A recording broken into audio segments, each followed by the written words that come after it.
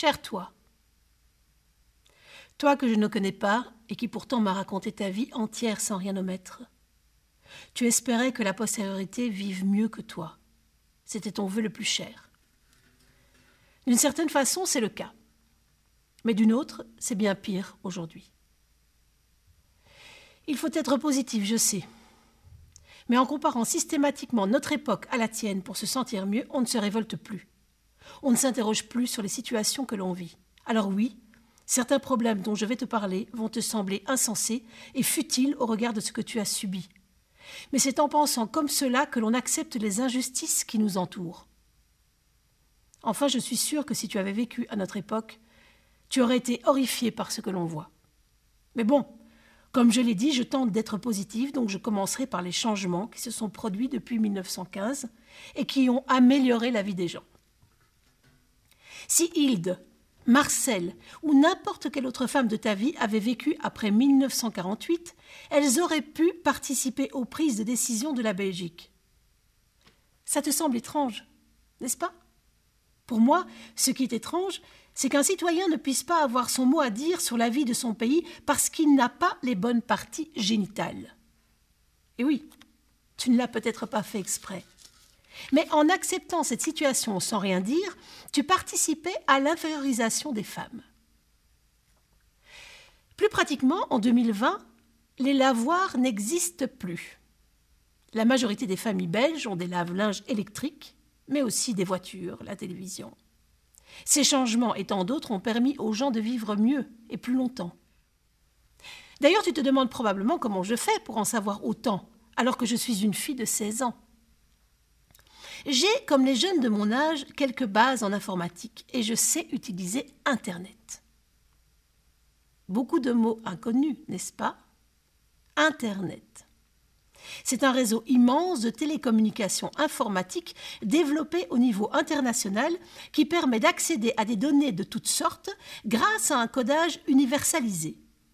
À nouveau, cette définition ne sort pas de ma tête, mais de ce fameux Internet. Ne t'inquiète pas, je ne sais pas réellement ce que c'est.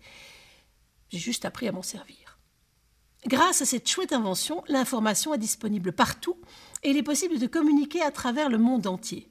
Le monde est devenu tout petit. Mais bon, je trouve que j'ai été assez positive. Tu vois, d'habitude, j'essaye de voir le verre à moitié plein. J'espère que cette expression existe déjà à ton époque. Mais pour ce qui est du monde qui nous entoure et de la situation actuelle, le pessimisme prend le dessus. Même si les femmes peuvent voter, elles sont encore trop nombreuses à se faire agresser pour la simple raison qu'elles sont des femmes. On le sait tous et pourtant, rien ne change. Et tu sais pourquoi ? Parce que ces femmes ne sont ni écoutées, ni entendues. À propos de machines à laver, si elles nous aident au quotidien, elles n'aident pas les enfants qui doivent travailler 11 heures par jour pour les fabriquer. Tu connais le Titanic, je crois. J'ai vérifié. Ce paquebot a fait naufrage quand tu avais 18 ans. Aujourd'hui, ce drame ne pourrait plus arriver, puisqu'il y a chaque jour de moins en moins de glace et donc de moins en moins d'icebergs. On appelle ça le réchauffement climatique, et ça risque de détruire la planète. Je ne sais pas si ces choses t'intéressent vraiment. Tu te dis peut-être que cette nouvelle génération se plaint trop. Et c'est probablement le cas. Mais j'ai quand même quelques questions à te poser. Vois-tu, j'aime beaucoup l'histoire, les deux guerres. Car oui, il y en a eu une deuxième aussi incroyable que cela puisse te sembler après le carnage de la tienne. Et cela me passionne. J'aimerais savoir comment ça se passait. Comment faisiez-vous dans ces tranchées pour passer le temps ? Si tu le pouvais, reviendrais-tu sur certaines décisions prises au cours de ta vie ? Aimerais-tu être instituteur dans le monde que je t'ai décrit ? Si tu savais ce qui se passe en ce moment, tu serais probablement étonné que je n'en ai pas encore parlé. 1 400 000 personnes sont mortes en un an. Ça n'égale pas les 18,6 millions en 4 ans. Mais c'est assez énorme pour mon époque.